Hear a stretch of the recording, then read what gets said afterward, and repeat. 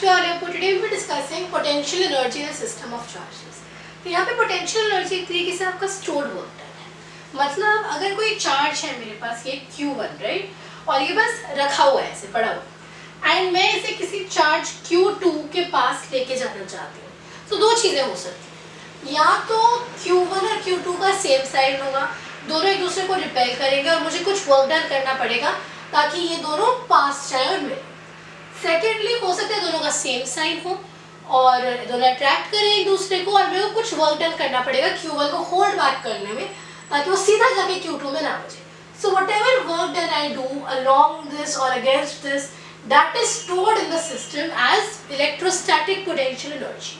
और अगर हमें ये पोटेंशियल एनर्जी निकालनी हो, अगर ये डिस्टेंस R है, तो वो होती है K Q1 Q2 upon R, जहाँ K डाइलेक्ट्रिक कांस्टेंट है, वैक्यूम में 9 × 10⁹ तो पता है. ये फॉर्मूला आया कहाँ से? अब अगर हम ये फॉर्मूला आया कहाँ से? देखिए वर्क डन क्या होता है? वर्क डन होता है F.dr. अगर मैं धीरे धीरे ला रही हूँ तो जो फोर्स वर्सेस डिस्प्लेसमेंट का कर्व होगा उसके अंदर जो एरिया है that is equal to work done, right. हम पता है वर्क डन को ऐसे कैलकुलेट किया जाता है. तो अगर मैं किसी चार्ज को इन्फिनिटी से कुछ r डिस्टेंस पे ला रही हूँ, इन्फिनिटी हमने क्यों लिया कि जब इन्फिनिटी में पढ़ा था तो इंट्रैक्शन वो जीरो, जब कुछ r डिस्टेंस पे आया ऐसे तो इनके बीच में कुछ इंट्रैक्शन हो रहा है, कुछ फोर्स लग रही है एक दूसरे पे. और वो कितनी लग रही है हमें पता है, K Q1 Q2 upon R square, right. अच्छा, K Q1 Q2 upon R square force की वजह से लगने हुए जब कुछ dr डिस्टेंस मूव करेगा चार्ज, और ये कहाँ से कहाँ ओवरऑल मूव करे, R की लिमिट क्या डलेगी इसमें? Infinity to R. तो ये जब मैं निकालूंगी, ये एक्चुअली किस चीज की वैल्यू में लिख रही हूँ यहाँ पे? वर्क डन की वैल्यू लिख रही हूँ. और हमने अभी बात की वर्क डन जितना है उतनी ही स्टोर्ड पोटेंशियल एनर्जी. तो K Q1 Q2 upon R square dr, मतलब इसे जब मैं कैलकुलेट करूंगी तो ये बनेगा K Q1 Q2 upon R. यहाँ मैं इन्फिनिटी वैसे लिया है जैसे मैकेनिक्स में हम हाइट को जीरो मानते हैं ना, एक आर्बिट्री लेवल पे हाइट हम जीरो मानते हैं ताकि हम पोटेंशियल एनर्जी उसकी रिलेटिव निकालें. वहाँ पे हम यहाँ पे हमने सिमिलरली इन्फिनिटी लिया है R को ताकि बाद में कैलकुलेशन करनी आसान हो जाए, राइट. ये जो चीज़ है U pause greater than zero हो सकती है और U लेस देन जीरो हो सकती है, right. U can be greater than zero, जो कब होगी? लाइक चार्जेस में जो एक दूसरे को रिपेल करेंगे और मुझे फोर्स इसके लिए लगानी पड़ेगी. या और ये U लेस देन जीरो कब होगा? जो अनलाइक चार्जेस है जो एक दूसरे को अट्रैक्ट करेंगे और मुझे फोर्स अगेंस्ट लगानी पड़ेगी उन्हें थोड़ा सा होल्ड बैक करने को, राइट. तो इसमें भी कैन से कि U greater than zero like charges where I had to do some work ताकि चार्जेस मिले, और यहाँ पे some energy is released when the charges meet, unlike charges के केस में, right.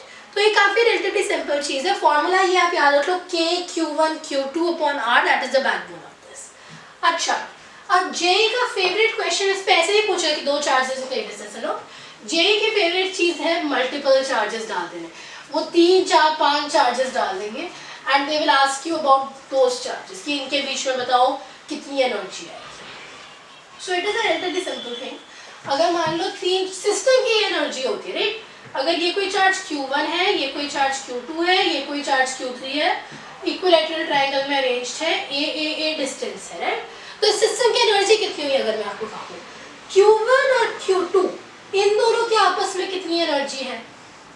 K Q1 Q2 upon R, या A, सॉरी हमने यहाँ A लिया, प्लस यहाँ पे हमने क्या लिया? K Q2 Q3 upon P, plus यहाँ कितनी? K Q1 Q3 upon P. Subject to sign, यहाँ पे आपको साइन डालना पड़ेगा. जो नेगेटिव चार्ज है उस चार्ज को आप नेगेटिव डालोगे जिसकी वजह से एनर्जी पॉजिटिव या नेगेटिव होगी.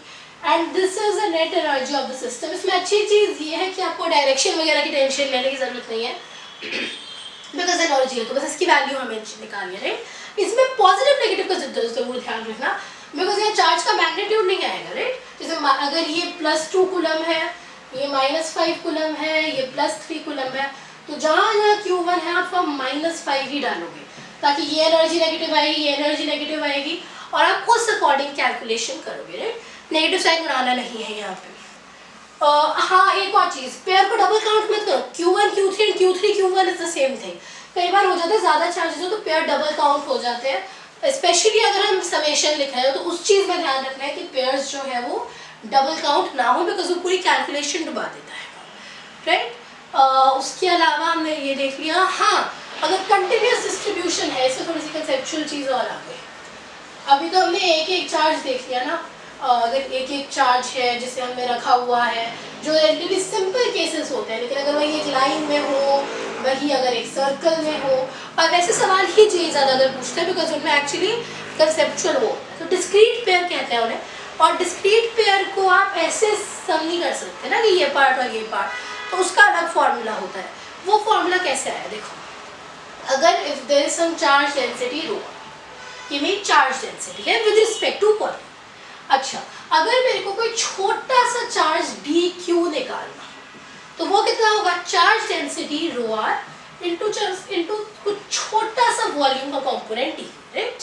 अच्छा अगर मुझे वर्क डन निकालना है तो वो क्या होगा हमें पता है वर्क डन होता है पोटेंशियल इंटू चार्ज, राइट। तो मतलब अगर सॉरी एनर्जी इंटू, हाँ वर्क डन हुआ पोटेंशियल इंटू चार्ज।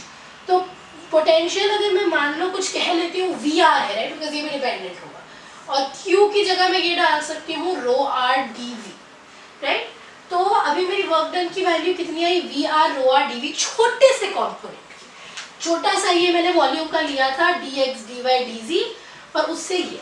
अब अगर ये छोटा सा कुछ डी डब्ल्यू होगा, ये पूरा तो होगा नहीं, ये भी वी इंटू डी क्यू है, तो डी डब्ल्यू अगर मेरा ये है तो वर्क डन क्या होगा, डी डब्ल्यू का इंटीग्रेशन मतलब V are rho R D we.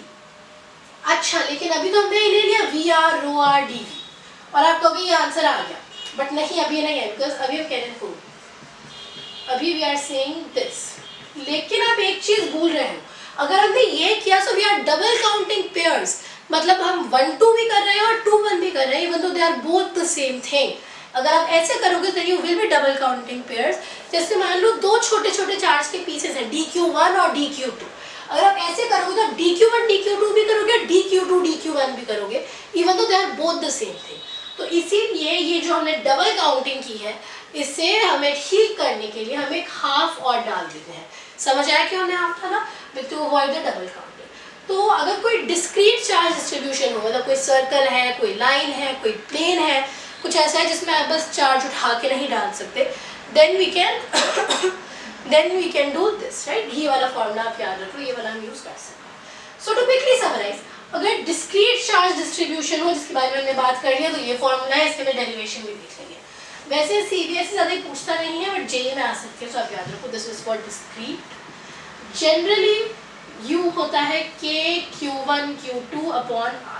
System में बस ऐड करना है, चार्ज का मैग्नीट्यूड नहीं है, चार्ज पूरा विद साइन जाएगा, और डबल काउंटिंग नहीं करनी है। एनर्जी में मेनली वही क्वेश्चंस बनवा रहे जिनमें डबल काउंटिंग होती है। So I hope you concept clear and observe for today's video. Goodbye, thanks for watching.